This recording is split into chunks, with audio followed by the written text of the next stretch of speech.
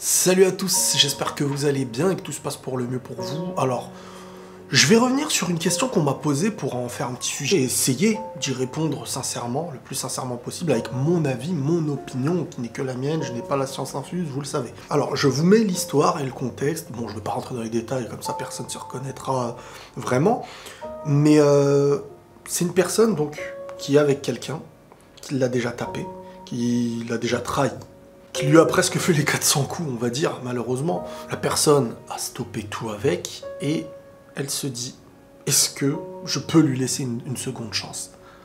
Est-ce qu'il peut changer? Donc, moi, on vient et on me pose cette question. Il n'y aura pas de oui ou de non.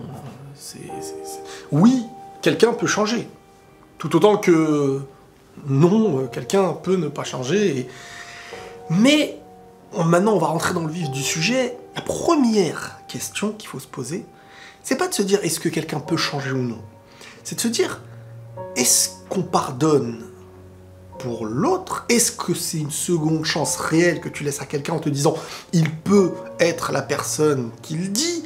Ou est-ce qu'au fond, et ça c'est vraiment un truc qu'on oublie, qui est profond et qui est très souvent réel, et dans la majorité c'est ça, on ne laisse pas une seconde chance à l'autre. La vérité c'est que on n'arrive pas à s'en aller. Donc au final, on se laisse une seconde chance à nous.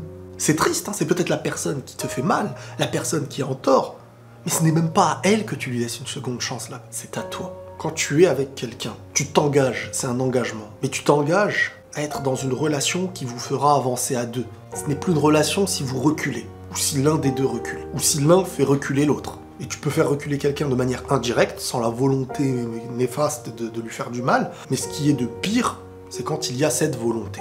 Quand il y a une volonté de faire du mal, et on parle pas d'une dispute, on parle de quelque chose qui est de taper à plusieurs reprises. Déjà, taper à une reprise, ça montre le signal de quelque chose, ça montre qui est la personne. Vous savez, il y a une différence entre, voilà, tout part en cacahuète, les deux, ils se mettent des coups et tout, même si je trouve que c'est fou, et quelqu'un qui lève la main directement sur toi. On parle pas de tu l'as poussé, il t'a poussé, voilà. Quand vraiment quelqu'un, par sa volonté, il lève la main, c'est qu'il a cet instinct de pouvoir le faire. Ne pas lever la main toute une vie sur la personne avec qui t'es, c'est censé être normal. Hein. Faut pas se dire, c'est quelqu'un qui pense que ne jamais avoir été tapé par son conjoint ou sa conjointe, ça existe, mais on est plus dans le cas de l'autre sens, que c'est un truc de fou. Non, non, non, c'est que malheureusement, tu es vraiment dans une... Tu t'es mis en tête qu'il était normal de subir, alors que c'est pas normal de subir.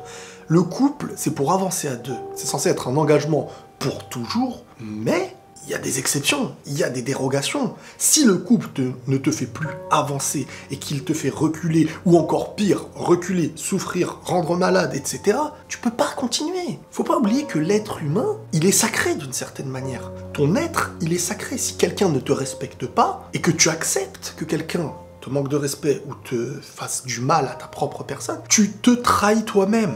Donc, faut prendre en compte ça avant de dire est-ce que je laisse une seconde chance? Est-ce que c'est à l'autre que tu laisses une seconde chance parce que tu t'es posé les bonnes questions en disant voilà ce qu'il y a de bien, ce serait quand même stopper quelque chose qui avance et qui avançait, et que pour une petite chamaillerie ou pour un petit truc, là tu te poses les bonnes questions quand la réaction d'une cassure elle a eu lieu à chaud. Mais quand ce n'est pas une cassure, mais une addition de fissures, et que tu t'es enfin réveillé à comprendre ce qui se passait, la seconde chance, c'est parfois un gros danger, parce que c'est pas une seconde chance, c'est juste que toi t'arrives pas à t'en aller, et tu te dis que en dehors du couple, tu seras malheureux, parce que tu penses que tu seras seul. Et il y a beaucoup de gens qui ont ce côté pervers de vouloir te bloquer en te faisant croire que sans eux, qui se comportent mal et qui te mettent en prison d'une certaine manière, tu seras seul et malheureux. Alors que tu ne seras jamais plus heureux que quand tu t'en sors d'une situation qui te détruit. Ça, c'est quelque chose qu'il faut savoir.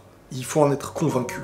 Donc, personne ne peut vous dire à l'avance oui ou non, mais il faut être conscient. Est-ce ma deuxième chance au final? Parce que j'ai tellement peur de me sentir seul, ou plus en couple, ou que les sentiments font que... Regardez vraiment avec cette personne si vous pouvez avancer, si elle vous fait reculer, si elle vous détruit, ou si ça ne concorde pas tout simplement. C'est là qu'il faut faire intervenir la raison et mettre un petit peu la passion, l'émotion et tous les trucs de côté. Mais n'oubliez pas qu'il y a des signes qui ne trompent pas, et qui trompent jamais. Surtout quand ces signes ont déjà eu lieu, et qui sont très dangereux. Donc voilà un petit retour s'il a pu être utile. Faites attention à vous, prenez tous soin de vous.